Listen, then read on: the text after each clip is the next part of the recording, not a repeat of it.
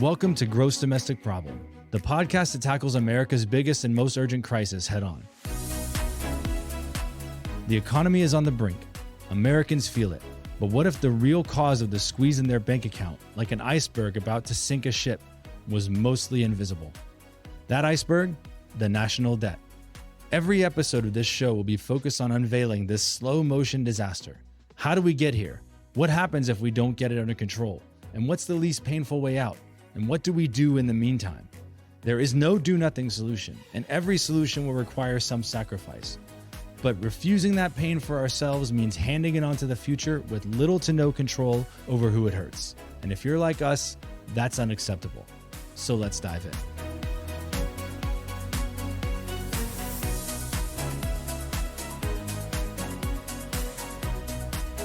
For most of American history, the federal government ran large deficits only in moments of crisis, wars, recessions.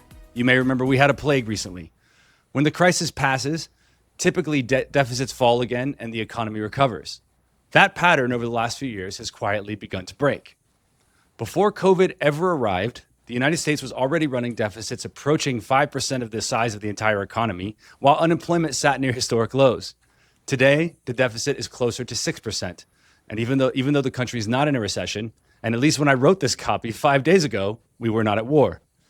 Against that backdrop, a bipartisan group of lawmakers has introduced a resolution proposing a simple target: bring the deficit down to 3% of GDP and keep it there. 3% is not a magic number pulled out of a hat. It's a benchmark long used by economists and governments around the world as a level consistent with stabilizing debt and preserving some fiscal headroom. The deeper question for most Americans is whether Washington is still capable of setting limits for itself. And today I'm speaking with Congressman Lloyd Smucker, one of the great hopes for those limits, one of the co-sponsors of this resolution, about the logic behind the 3% target, the political challenges of enforcing it, and what fiscal stability ultimately means for American households and for the country's long-term economic strength. Congressman, thank you so much for making the time to be with us today. It is really great to be with you, William. Thanks for having me. Before we get into any of this other conversation, I just want people to get a chance to know Congressman Lloyd Smucker. Sure. I know something about where you come from, but share where you are from. What did what set of lost bets and bad consequences led you to the U.S. House of Representatives, and more particularly to the Ways and Means and Budget Committees? Just let us know, what's your backdrop and how did you end up working on this insane topic of fiscal policy? Well, I've been very fortunate to have the opportunity to live my own American dream, and I'll tell you just a little bit about that. But I was a business owner for 25 years, and then decided to run first for the state Senate and then Congress, really to try to ensure that this promise of America that we've seen more freedom than ever before in human history, more prosperity than ever before in human history. I want to ensure that I'm doing my part. I think every generation is responsible to ensure that that opportunity lives on for future generations. So just a little bit of background. So I represent the 11th district in Pennsylvania, which is Lancaster and York counties. So this is sort of south central Pennsylvania, about an hour and a half west of Philadelphia, just to give your listeners an idea where that means. But many people know Lancaster as home of the largest Amish community in the country. And I was born old, what we call old order Amish. So there's a lot of different sects of Amish, but this is the horse and buggy, no electricity, all of that. I was number 10 of 12 kids. And because Amish generally large families, at least at that time. And I was the first in my family to go to high school, because Amish education generally ends. They have a special exception, actually, in Pennsylvania. It ends in 8th or 9th grade, because typically an agrarian farming society, and got to get to work. Kids had to get to work. And that's still true today, but it's only a small percentage of the Amish that actually are farming today anymore. But in any case, so I was the first in my family to go to high school. And I went to my parents with the proposal to do that, and they absolutely 100% opposed initially. But eventually, imagine that. I mean, think about that. But by the way, great childhood, great parents. It's just the culture that we were all from, which was a great culture, good work ethic, great family values. But in any case, the deal eventually was I needed to attend a private Christian school. Like, no way could I go to a public school. And that came, of course, with tuition. And so I was responsible to pay my own tuition. And so I hung drywall at night. We'd work, my brother and I would hang drywall till late at night and then get up and go to school in the morning. Wow. And that led actually to my first career, if you will, which was I graduated at 17 years old from high school. My plan was to continue my education, go to college. But the older brother, who owned a really small company, who I was working for, asked, he wanted to do other things, and he's like, do you want to buy a company? And so, yeah, sure. And so for $1,000, which I paid him over a period of time because I had no money, I found myself a business owner at 17 years old. Unbelievable. Just a few employees, but and working out of a spare bedroom in my parents' home, out of one of their bays. And by the way, most times when I say that, people ask, how could you possibly have a spare bedroom? There were 12 of you. but remember, I was number 10 of 12, so right. There There were some that were out of the house by then. Sure. But by the way, my parents had no idea who I was. They're just like, who's that kid running around? But so the opportunity that I was talking about, worked hard and really grew that business over a period of 25 years to a regional commercial contractor in Pennsylvania and Delaware, several hundred employees. It's really what we refer to as the American dream, the idea that it really, it doesn't matter where you come from. If you work hard, you make good decisions along the way, you play by the rules, you have a really good chance of doing well for yourself, raising a family, owning a home. Right. That I saw then during those 25 years, what I thought was the growth of government that impacted every area of our lives. And this gets to the federal debt, by the way, as well. But it too often worked against providing that kind of opportunity, and so that's why I ran. I wanted to ensure that future 17-year-olds would have a similar opportunity. I found it was harder and harder to grow a business when you saw the kind of regulatory burden that was placed upon that business, and so that's why I ran. That's a little bit of who I am. I also raised a family. Been married to my wife now for 33 years, have 3 kids, and have had a great life. Amazing. One of my good friends is a former Wisconsin congressman named Reed Ripple, whom you may know very well. Sure, I do know Reed. Yes. Yeah. But we one of the things I had a conversation with him about not that long ago is the overlap between the kind of people who wind up getting serious in Congress about fiscal policy and structural stuff and builders. He himself, as you know, was a quite a successful roofer, and yes, and so it's that is never lost on me. It's almost it might be almost clear, almost 100% when someone says, "Oh, I owned a construction company or something," and then I ran for Congress. I'm like, yes, so you're really pissed off about budgeting. That's fascinating. I'd never thought of it in that way. What I've seen though is folks who ran businesses tend to look at what we're doing at the federal government, and they're like, holy cow, if I ran my business this way, it wouldn't last. It is not possible to continue. And so certainly business people, but I have to look at that, the idea that contractors in particular are well suited to tackle the debt. We'll see. Yeah. Well,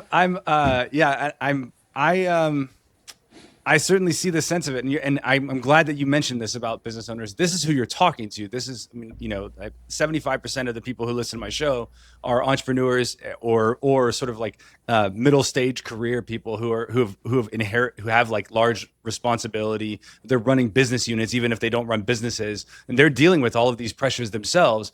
And they're kind of getting to their late 30s. They've got small children. They're making a lot of things work. Where they're in that phase that Ray Dalio likes to call the squeeze of life, where you have aging parents and aging children, and they look around. They're like, "Wait a second, I'm doing this. I'm making this work, and it's a sacrifice. Why aren't the people who I've sent to do my business in Washington as willing to sacrifice?" So with that, I think we just get right into this resolution, because I think it is such a unique instance and example of not of doing what's possible, and at the same time, there's something in it for practically everyone to hate. Right.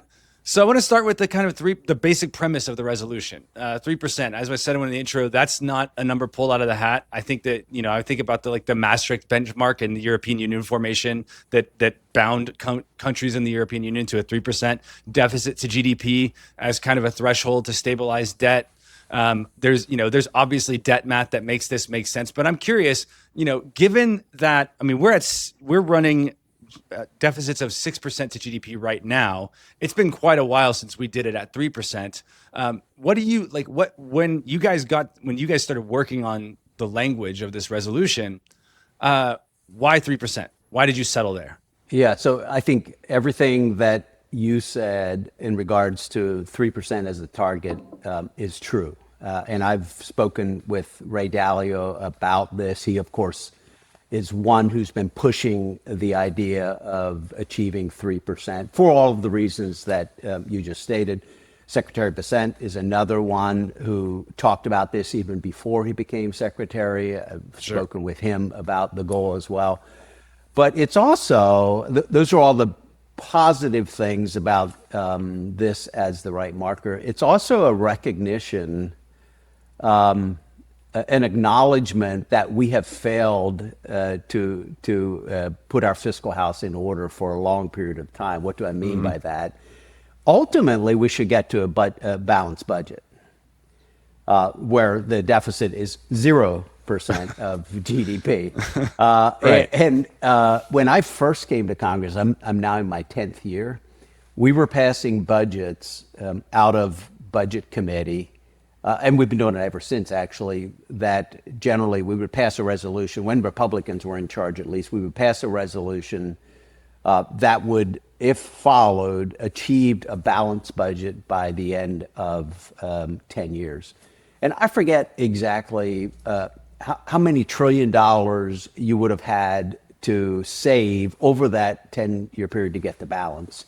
Mm-hmm. But that number has now tripled, quadrupled, whatever it is, making it like it's almost impossible not impossible, like it could be done, but it'd be very, very difficult, not really feasible politically or anything else, to get to a balanced budget within 10 years. You'd have to have really strong growth. You'd have to really reduce spending and so on. And so, like, in some ways, it's a recognition that it's getting more and more difficult to do that. It's also a recognition that, like, we do not need to fix. We're in a jam. We're in trouble. And Ray Dalio talks about this probably better than anyone else. And we can talk more about that. But we don't need to fix it all at once, though. That's the really important point here. And the other point is it can still be fixed. And so. The last time we were that we had debt, today it's about almost 39 trillion. The last time we had debt, debt held by the public is less than that, but that's equal about to our total economy, our GDP. The last time that happened was right after World War II. People looking at it at that point may have thought it was really hard to solve this, but gradually over time, over about 30 years, by the mid-70s, debt was down to a very manageable, like close to 20% of GDP, I believe, 20 to 30%. And so what we have to be, I think the way we should be thinking about this is we've got to do this gradually over a period of time. And 3% deficit to GDP by the end of 10 years would be a huge accomplishment. And we Yes. ought to really get back. Another piece of this is getting back to what we call regular order, where there's a resolution passed out of the budget. So for the first time this year, Republican budget in line with this resolution we're talking about, we will be, I expect, doing a resolution that achieves 3% by the end of 10 years rather than a balanced budget. And the reason for that is all of the things I just said, but also so that we can get to regular order, we can pass this. It's a roadmap that we literally can follow and can achieve. Amazing. I look forward to hearing more about that and talking some about that. I think there's some interesting points where you've made about the analogies between now and the post-war period, and they have something in common in that the deficit's really high and debt's really high, and they have a lot of things not in common. I want to hear your thoughts on that. I think that it's interesting. I'm curious. You've mentioned. I think some really helpful stuff about, reminding folks that this is a solvable problem. It can be, we have time at this moment. We have time to take multiple bites at the apple that are each one, have some teeth in them, but we don't have to choke the economy to death and choke the government to death in order to bring it in order. I think that basically when it comes to debt deficit conversations, it's very common to see the conversation quickly diverge into two different, very polarized groups. On one hand, many people who just think there's nothing to this conversation. There's really no reason to worry about it at all. And I want to talk about that. But also when people don't share that view, they typically think, well, it's 0% and paid back the $38 trillion or nothing. And I think what's helpful about what you said, and I just love to hear you say one or two more things about it. It's helpful to remember that that's not actually the case, because the economy is a dynamic thing. It's growing. It is Right. self-moving, and that there's an economy like that of the U.S.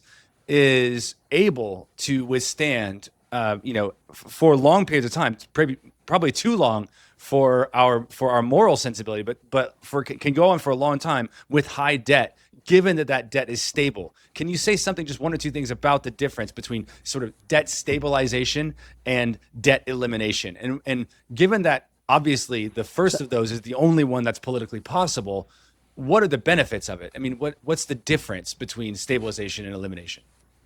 So let's first talk about the size of the debt, the idea that you just put forward, that we are the largest economy in the world. Our dollar is a reserve currency for much of the transactions that are occurring around the world. That gives us additional strength and perhaps additional ability, certainly not just perhaps, additional ability to sustain high levels of debt. Mm-hmm. But really, we know at some point that will no longer be true. And right. The way we know that is because we have plenty of history on this. The history of the world is full of countries, empires that have dominated for, and again, Ray Dalio is probably the best at talking about this. But think of the British Empire, Dutch Empire right. before that, many Chinese empires over time. There's so many that really have dominated for a long period of time, and people living at that time could not possibly, it's possible they never could have imagined that they would lose that superiority in the world. But it's happened every single time. Countries have dominated for a period of time, and then they've either collapsed suddenly or they've declined over a long period of time. Right. And their citizens paid for that in standard of living, whatever it may be. And there are multiple reasons for it, but one of the consistent factors, if you have a top 5 reasons, whatever it may be, the top one is poor fiscal policy, taking on too much debt, which has eventually affected everything. And so we know what this looks like. It's the most predictable crises coming down the path. And then another point I want to make is a sovereign debt crisis. Every day, we're selling debt. Private citizens are buying debt. Other countries are buying debt. Huge funds are buying debt. They're buying U.S. Treasuries because they view U.S. Treasuries as the safest investment in the world. And only as long as they buy that debt are we going to be able to finance our huge government operations. This year or last year, we roughly took in $5 trillion, but spent $7 trillion. So we've had to, we're rolling over debt, but we're also $2 trillion essentially in new debt roughly every year right now. Well, at some point, if investors no longer believe that it's a safe investment, that we're not going to have the ability, either because we don't have the political will or just because we don't have the means, because we're too far out over our skis, and they stop buying the debt, that's a sovereign debt crisis. And that's a huge problem. So we don't know when that might occur, but we know at some point, if we continue to pile on debt, it's going to happen at some point. Now, back to your, go ahead. No, I just on the way to that, it's not like it's. I mean, I'm reminded of Ernest Hemingway in This Sun Also Rises when one of the characters asks the other question, "How did you go bankrupt?" And he says, "Gradually, then suddenly." Yes. And that we don't know. But that with U.S. debt, it's not the case that it's like everything is great or there's a sovereign debt crisis. On the way, you're going to see micro shocks in the system, things like drying up investor demand, which would create micro shocks in the interest rate at which that debt is borrowed, or you'll see monetary policy that is explicitly aimed at reducing the debt burden, and I think that there are instances of both of those things that are kind of acting as warning shots to the economy. I completely over the last couple agree. of years, we've had debt auctions that needed some emergency measures pulled at the last minute. We also are increasingly relying for our debt financing to a measure that a lot of people find worrying on short-term debt and treasury bills and all that. So there's a lot of things that are happening that suggest that, hey, there are warning signs are flashing. Yes, the lights are showing up on your dashboard. That's the exactly car right. hasn't broken down yet, but you probably need to get this thing into a service center pretty quick. So yes, that's exactly right. And then on top of that, you start to think about all of the dollars that are flowing into U.S. debt, which are dollars that could, if not there, could be used for investment in the economy. So you almost certainly are suppressing economic activity by directing by dollars going to treasuries rather than productive activities. Right. And then when you think also about the number that we're now spending just on interest, which is close to $1 trillion per year, more than our national defense, for instance. And so it is already impacting the ability of government to provide the essential services of government to ensure the safety, the security of the American people and all that. And that's only going, CBO's new numbers that just came out, that's only going to, it's only going to get worse. But the point I wanted to make on the investments, the investors buying treasuries, they just want some signals. And the signals they want is that someone in government or the government in general really cares and is moving in the right direction. And that's to the point of, yes, it's solvable. No, we can't solve it all at once, but we also don't need to. We just need to be moving in the right direction. We need to start reducing the deficit, start reducing the interest cost. Grow the economy is really important, but you start doing all of that and you retain the confidence of investors who are buying treasuries. That it has a snowball effect, and so that's the point I wanted to make. It's yes, it's difficult. We're making it harder and harder to do, but if we just take, like you said, a bite at the apple, Yeah. Step at a time. We already did some of that, by the way, in the big, beautiful bill that we passed, and we can certainly talk about that. But like, we can still solve it, but we've got to be taking the steps in the right direction. Yeah, I think that's one of the parts of the wealth of nations that I find myself returning to all the time is Book 5. Smith talks about the function of a sovereign or of a commonwealth. He says the first is to provide for national defense, the second is to provide for public safety, and then after that, you get into all the other things that government can do.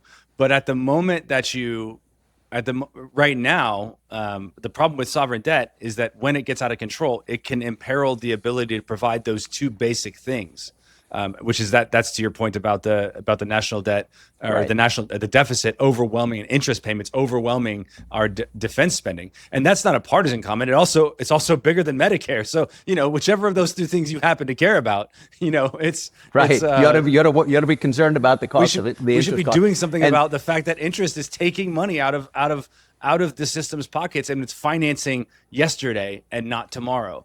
And think about this: the last time we had this level of debt was after World War II. Yeah, not right. before. Not before. Right. And now Right. we've just entered into a conflict. We don't. We hope that isn't a long, drawn-out conflict. I don't think it will Right. be.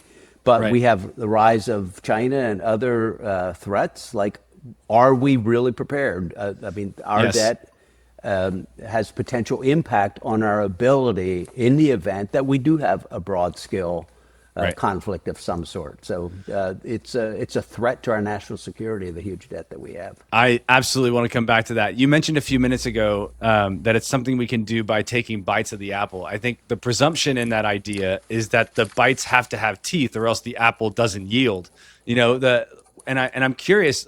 One of the things that I find most interesting about this resolution is the demand that over 180 days, the relevant appropriations committees, who are the ones who align government spending with the actual top line budget, I'm just saying that for the benefit of people listening, that they have to come up with appropriate enforcement mechanisms within 180 days. Historically, I think deficit targets have just, I'm reminded of the line in Pirates of the Caribbean, where we're told that the pirates code is more like what you call guidelines than actual rules. That we set up targets in 1985 with Graham Roman Hollings. We set up targets in 1990 with PAYGO. We set up targets with sequestration, and every time we get against those limits, it becomes politically inexpedient to enforce them. And so Congress, the one thing that a very bitterly divided Congress decides that they can agree on is that we have to loosen these caps so that we can spend more. And I think for a lot of people, they just start to think that like the whole idea of target setting is silly. And the only thing that's going to give those targets any relevance, as you said, is having teeth in the resolution itself, having teeth that cause enforcement mechanisms. So I'm just curious, what are your thoughts on enforcement? Like, what does it actually look like to create constraint that Congress can't just wiggle out from, just the same way that it wiggles into it whenever they pass the resolution? If this passes, what's going to stop them from just saying, whenever 180 days are here, well, we're going to give ourselves another 180 days to come up with enforcement mechanisms, and then we're just not going to apply them at all? Yeah, it's a really important point. And I think it's also important to understand that this is what we're calling it. It's a resolution. It's a sense of Congress that this is what we should try to accomplish. Yeah. And it really doesn't have the teeth. There are pieces of it that we could implement, and if there's a real commitment from Congress to this, right, we can implement teeth where it makes it harder to, it'd be like sort of like a debt break. Germany has a debt break that's worked fairly well. We could implement specific triggers that would stop spending and so on and so forth. It's almost like, the sequestering, by the way, did help keep spending in check for a period of time. Sure. Yep. Just as the Budget Act of 1974, so this was like 50 years ago, Congress looked at what was a broken budget process at that point, improved it, created the budget committee, created CBO, a lot of other things, and included a process to get to a passage of a budget, at the beginning of a fiscal year, and hopefully balanced budget and all that. But that process literally did work for about 10, 15, you could argue maybe 20 years, something like that, where essentially Congress, who owned that, by the way, who had bought into it, who had passed it, held themselves to that. The same thing with sequestration, or saying the wrong word, but sequestration. Sequestration. The same thing happened then. The members that understood there was a need to address the issue, to do something about it, they were willing to hold themselves to that for a while. And I guess what we're looking for right now is a similar commitment from Congress, recognizing that, no, we are in a little bit of trouble here. We've got to do something. Let's set a realistic goal. Let's hold ourselves to it. And it doesn't matter what the rules. It does matter what the rules are. I don't want to say that. It does matter what the rules are. But Congress can overturn any rules if they don't believe in it and if they don't want to hold themselves to it. The other point I wanted to make is it's really, I've been pushing the idea of sort of a fiscal commission or a debt commission.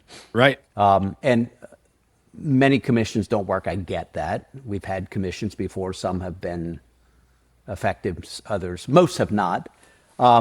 But I was part of one in the state Senate. I'm sorry if I'm going on a tangent here, but I was part of one in the state Senate that worked incredibly well.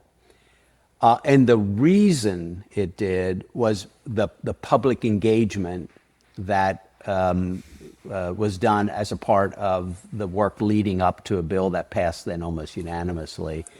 And so the point I wanted to make is we need to get to the point where the American public better understands the risks that we're facing, the threat to our future prosperity, the threat to future generations that we're facing right now. If they understand that better, they're going to demand from their members of the House, members of the Senate, that they do something about the debt. I can tell you, when I talk in my district about this, people get it, and people are concerned about it. And so, this has to be not only a commitment among members of Congress, but of course, the American people should get really concerned about this and demand action from their representatives on this. Absolutely. I think one of the great things about an interesting analogy to a resolution document, as you pointed out, is that it's not a bill. There aren't teeth in it, but it is kind of a commitment as a legislative body.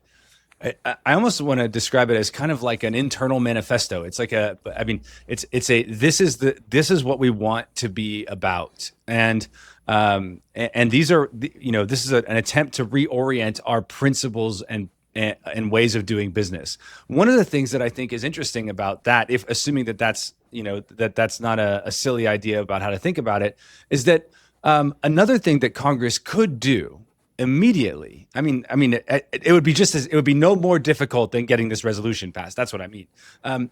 Is to agree to an armistice about fiscal related attacks across the aisle. It's, and I know you guys in the Bipartisan Forum, you guys are all about this, but I'm just saying this is a thing where part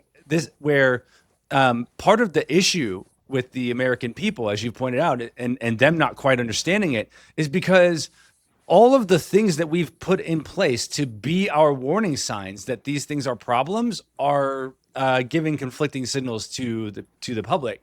And one of those is every time some poor schmuck gets up and says, we need to do something about the real drivers of the growing deficit, somebody immediately attacks them from all sides, whether it's because they've been, whether because they're across party and they recognize that this is a vulnerable seat, or it's inside the same party, but somebody who's worried about the AARP coming after them or something. So you have this kind of prisoner's dilemma where nobody wants to act, where nobody can afford to be the first mover. And I think that's one of the things that this resolution is great for, is that you guys have given Congress people space to say, no, this is not going to be a partisan thing. We are not going to allow this to be destroyed in this way. This is something that whether you think we should be spending more on Medicare or on defense or on immigration or whatever it is, all of that is imperiled by the fact that interest is outrunning everything and nobody can vote on it. Like, it's not just that we have mandatory spending, which we don't vote on and is Right. the majority of the budget. Interest payments aren't a thing we can vote on at the risk of Right. of defaming the full faith and credit of the United States. That is dangerous. You guys are saying it, and at least I feel grateful to you, and I hope that other Americans will too. And I hope that Congress will see this as a chance to like get its principles in order. That we're not going to be people who tear each other up over fiscal responsibility. Because until that happens, I think the opportunity or the chance of informing the public responsibly is basically going to be like, I mean, it can't be that people it can't be that basically K Street or like think tanks are the ones that are doing this job, because they sent you there. If we'd passed a fiscal committee, I agree with everything that you just said. You put it incredibly well. But if we do a fiscal commission, which is what was passed, we passed out of the budget committee. It's Yep. bipartisan. It's bicameral. Would Yep. hopefully even have members of the administration. And we go out and as a group talk to the American people, look for solutions, and Yeah. then see if there's something that we can agree to. The really important piece of that is that it is bipartisan. It won't work, I don't think, any other way. And the same is true with this 3% resolution. It's members of both parties, like you said, coming together saying, listen, we know we have policy differences. We know there's a lot we may not agree on. We have maybe different ideas about how to get to 3% deficit to GDP, but we know we got to get there. And so it's going to take some tough conversations to figure out what that is. Yeah. I've found in discussions I've had with my constituents, people are willing to talk about this. People understand that. So you brought up AARP. People understand when you really explain the numbers that Social Security, if nothing is done, I mean, this is a really important program to ensure that seniors are not living in poverty after their retirement. Everyone wants to ensure that we're able to continue to keep the promises that have been made to Americans who've been paying into this system. But if we do nothing, the trust fund runs out in 6 years now. Yeah. 6 years. So think about that. If we do nothing, if we, keep our heads in the sand, as you sort of outlined, and do nothing, in 6 years, people who are relying on Social Security will get just a percentage of what they should be receiving if we haven't made some change in the meantime. The longer we wait to... Yeah, but for context on that when that trust fund runs out, the statutory language requires that that Social Security will only be able to distribute in funds what it takes in, and that will trigger people do the math slightly differently, but somewhere between like 20 and 30% cuts for all beneficiaries across the board immediately. Yes, everybody would get about 70 to 80% of what they should have been receiving otherwise. Which most people can't afford that kind of haircut. That's a math problem. Yeah, it's a math problem. It's political as well. We make it political, but like the American people understand when you share the figures with them, when they see what we're faced with. And then I think when the American people many times have faced big problems, and we've been able to come together and solve them. And we can do that here as well. We can ensure that seniors are not living in poverty. We can ensure that if you've paid into the system, we can keep the promises that have been made to you. In fact, Social Security, all of the entitlement programs, you mentioned what we call entitlement programs, which are the programs that are sort of on autopilot. They're not voted on in our budget every year. That, by the way, is roughly 75% of the total budget. That's the fastest growing portion.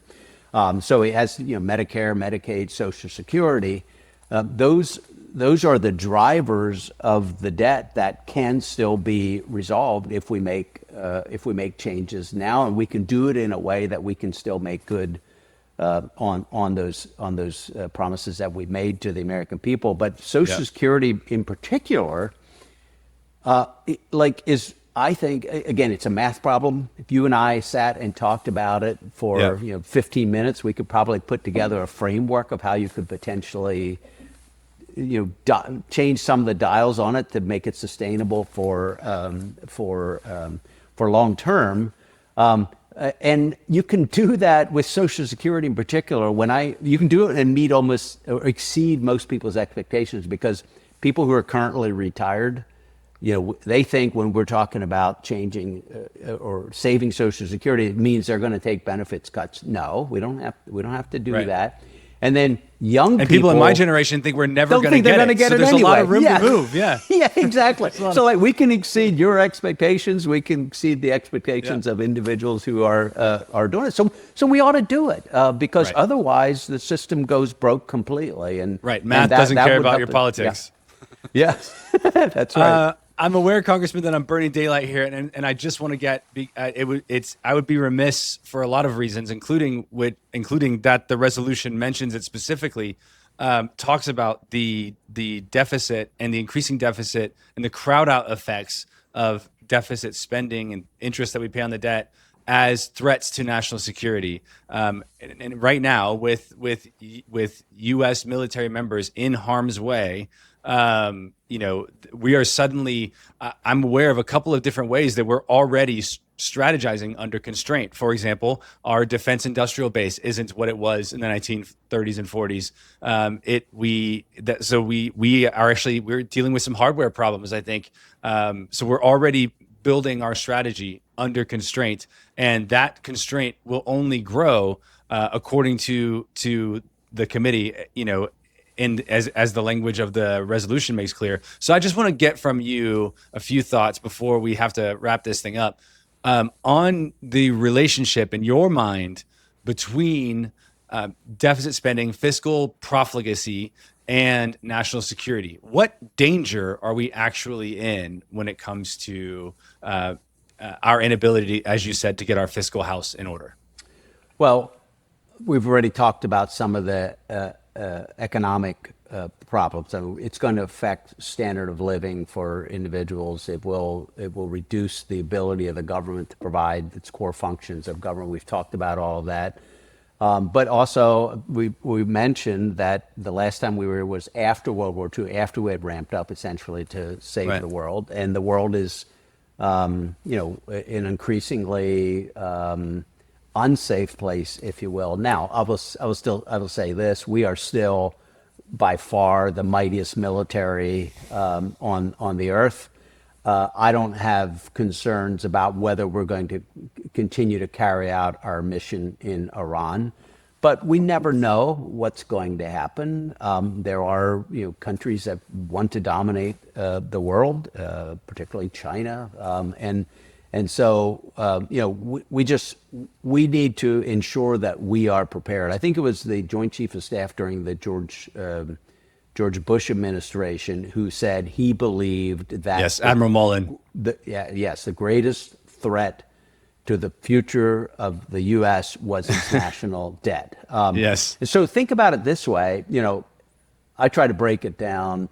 We're taking in $5 trillion and spending $7 trillion. We can't really imagine those numbers. So just knock some zeros off and think about your family.